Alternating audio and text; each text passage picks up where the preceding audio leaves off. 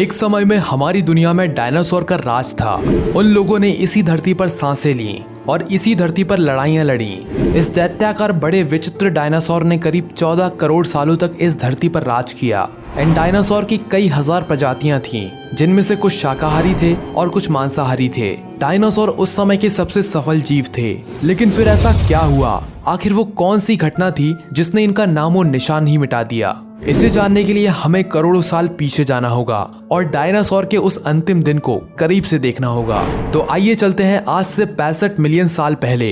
आज से 65 मिलियन साल पहले धरती पर मौसम सामान्य था। चारों ओर सूरज की रोशनी बिखरी हुई थी और ये सभी डायनासोर की प्रजातियां धरती पर बड़े ही आराम से जीवन बिता रहे थे। तब 10 करोड़ साल पहले ही इनकी किस्मत लिखी जा चुकी थी।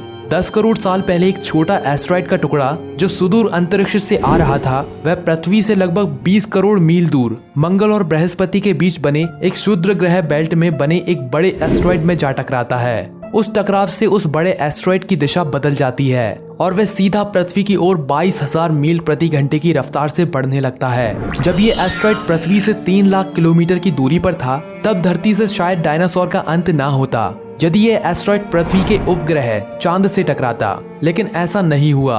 ये बड़ा एस्टेरॉयड चांद के बहुत करीब से गुजर गया और ये एस्टेरॉयड जब पृथ्वी के वातावरण के संपर्क में आया तो इसकी रफ्तार एकाएक 70 किलोमीटर प्रति घंटा हो गई।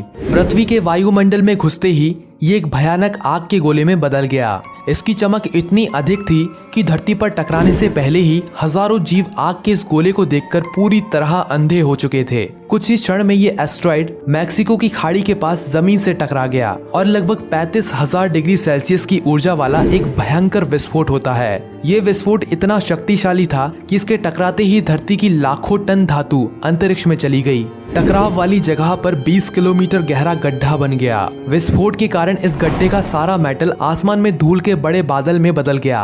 16 मिनट 40 सेकंड बाद टकराव के कारण धरती के अंदर चारों ओर 11.1 तीव्रता की भूकंपीय तरंगे उठने लगी। इस वजह से समुद्र में सुनामी की लहरें बनने लगी। इन तरंगों की वजह से सारे ज्वालामुखी धधकने लगे। इस तरह चारों तरफ डायनासोर का विनाश शुरू हो गया। इस भयानक विस्फोट में रेडिएशन की मात्रा इतनी ज्यादा बढ़ गई कि इसके 800 किलोमीटर के दायरे में आने वाले सभी जीव जलकर पूरी तरह राख के ढेर में बदल गए। लेकिन ये तो महाप्रलय की बस शुरुआत मात्र थी। विस्फोट की वजह से जो लाखों टन मेटल पत्थर अंतरिक्ष में गया था, वो ग्रेविटेशनल रूल के कारण 40 मिनट बाद आग के गोले के रूप में पूरी धरती पर बरसने लगा। साथ ही धूल का एक बहुत बड़ा तूफान पृथ्वी की दूसरी तरफ मौत लेके आ रहा था। ये धूल के बादल कई किलोमीटर मोटे थे, जिस कारण धरती तक सूरज की रोशनी का आना असंभव था। तेज गर्मी के कारण धरती पर पेड़ पौधों की सारी आबादी खत्म हो गई। विस्फोट के 90 मिनट बाद धरती का तापमान 200 डिग्री सेल्सियस तक बढ़ गया, जिसके कारण जो डायनासोर विस्फोट के इलाके से कोसों मील दूर थे, वह भी इस गर्मी से बच नहीं पाए। इस महाप्रलय से धरती की कुल 90% प्रजाति पूरी तरह खत्म हो चुकी थी और जो 10% प्रजाति धरती पर बच गई थी, उनमें से सिर्फ वही जीव जिंदा रह सके जिनका वजन 30 किलोग्राम से कम था। इसका कारण ये था कि इस महाप्रलय में लाखों की संख्या में जीव मारे जा चुके थे और पेड़ पौधों की सारी आबादी भी जलकर राख हो चुकी थी, जिसके चलते यहाँ जो बड़े जीव बच गए थे, उन्हें भरपूर मात्रा में खाने पीने की चीजें ना मिल सकी,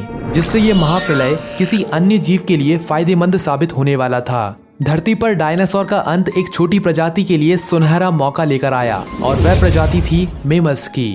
तो दोस्तों, डायनासोर की इस दर्दनाक मौत की घटना की जानकारी आपको कैसी लगी, कमेंट में जरूर बताएं। और डायनासोर के अंत के बाद इंसानों को जन्म कैसे हुआ, जानने के लिए मिलते हैं अगली वीडियो में। धन्यवाद।